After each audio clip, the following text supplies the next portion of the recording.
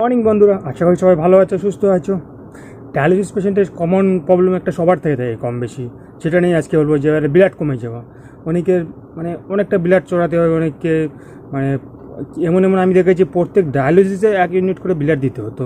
আমি যেখানে ডায়ালিসিস করি সেখানে ছিল একটা পেশেন্ট, বাট এখন ভালো আছে, এখন দিতে হচ্ছে না মাঝে মধ্যে। বাট অনেক আছে যে ব্লাড দিতে হয়, করতে হয়, ব্লাড থাকছে না, কমে যাচ্ছে কেন তাদের গ্যাবরাইটিসের জন্য হয় ওটা।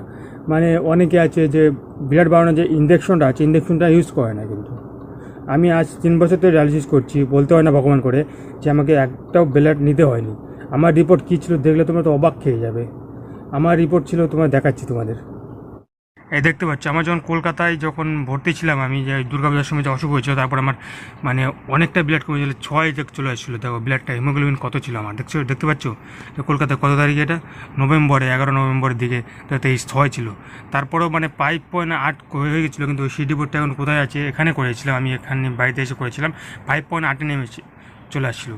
তারপর থেকে আমি এখন আমার বর্তমানে রিপোর্ট দেখবে কত, এখন বর্তমানে রিপোর্ট আমার দেখতে পারো, এটা কয় তারিখ, হসপিটালতে করেছিলাম, এটা 22/7/24। বর্তমানে হিমোগ্লোবিন দেখতে পাচ্ছ 12.3, দেখতে পেলে?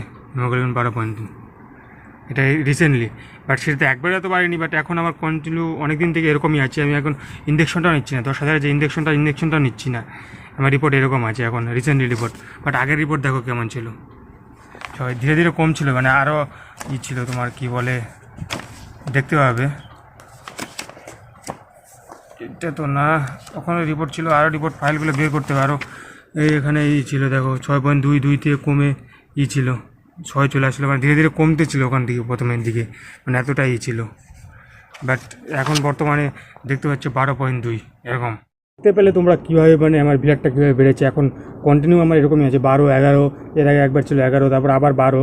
তবু তো 10,000-এর মেডিসিনটা আমি নিচ্ছি না, এখন ইঞ্জেকশন আছে 10,000 থাকে, নিচ্ছি না। আমি হসপিটাল থেকে ফ্রি পাচ্ছি 4,000-এর, ওটাই নিচ্ছি, কারণ সপ্তাহে একটা করে ফ্রি দেয় আমাকে 4,000। আর আয়রন নিচ্ছি 15 দিনে একটা, 20 দিনে একটা করে আয়রন নিচ্ছি, ওটাই শুধু। আয়রনের দাম 150 টাকা নেয়, 150 টাকা আয়রন, বেশি দাম, এটা আয়রন নিচ্ছি না আমি। এটা নিয়ে আমার বর্তমানে ব্লাড ঠিক আছে, কন্টিনিউ ঠিকই আছে, ঠাকুর করে কমছে না, ঠিকই আছে, এরকম যেন থাকে। আর সামনে আমার ট্রান্সপ্লান্ট, জানো, ট্রান্সপ্লান্ট অবধি এরকমই দরকার, আমার ব্লাডটা দরকার, কারণ কমে গেলে অসুবিধা। কারণ তখন আমি ব্লাডটা নিইনি এই কারণে, এতটা কম থাকার পরেও ব্লাড নিইনি। প্রবলেম হতে পারে, কিন্তু তোমরা কিন্তু কখনও করবে না, এতটা কমে গেলে পরে ব্লাডটা অবশ্যই নিয়ে নিবে। কারণ ব্লাড কম থাকলে শ্বাসকষ্টের প্রবলেম হয়, নানান প্রবলেম দিবে তোমার শরীরে, বুঝতে পারবে তুমি। থাকান হবে, কি বলে, কিছু করতে পারবে না, এনার্জি পাবে না, ব্লাড কম থাকলে অনেকটাই প্রবলেম হয় জানি।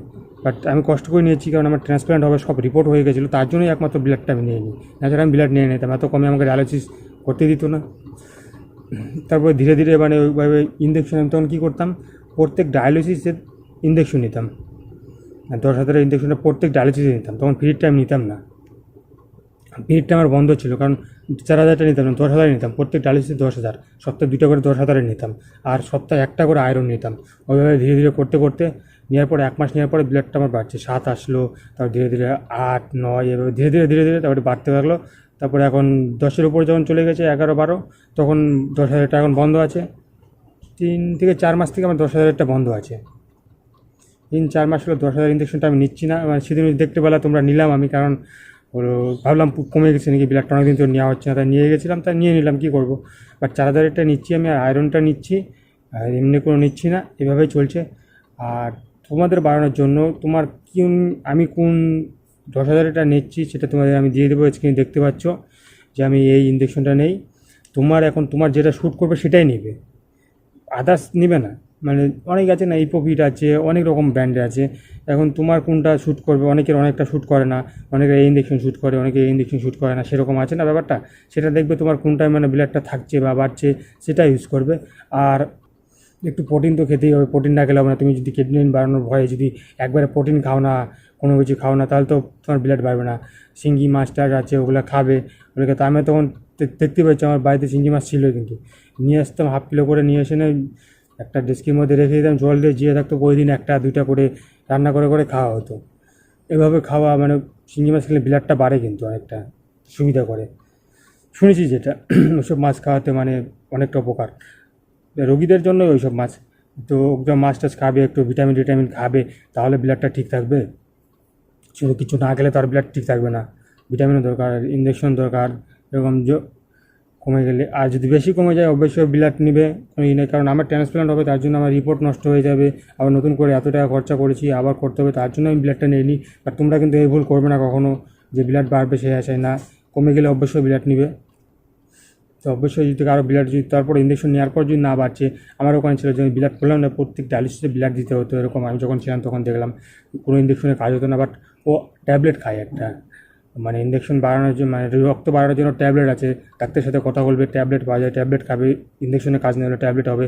ওর ট্যাবলেটটাও দাম, ভালোই দাম পড়ছে মনে হয়, কত করে যে বলছে, মানে প্রত্যেক সপ্তাহে একটা করে না, প্রত্যেক ডায়ালিসিসে একটা করে খাচ্ছে না, সপ্তাহে একটা করে খাচ্ছে হয়তো ট্যাবলেটটা, শুনছিলাম যে। তারপর থেকে বিলাটাও ঠিকঠাক ছিল। তাছাড়া কী অবস্থা ছিল দেখে, মানে খারাপ লাগে ওসব দেখে। তো এটাই, ডাক্তারের সাথে কথা বলবে, না বললে কাজ করছে না কেন, অন্য অন্য ব্যবস্থা করে দেবে অবশ্যই।